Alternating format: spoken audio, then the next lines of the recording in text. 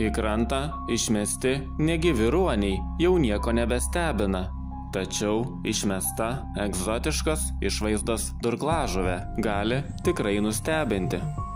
Ši didžiulė žuvis pas mus užklysta gana retai.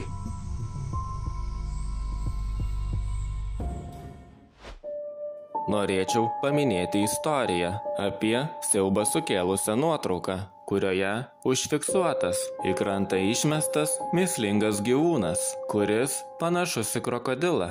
Visgi vėliau paaiškėjo, kad nuotraukoje užfiksuota negyva ūdra tam tikru kampu. Tikėtina, kad ji iš upės pateko į jūrą ir jūra ją išplovė į krantą.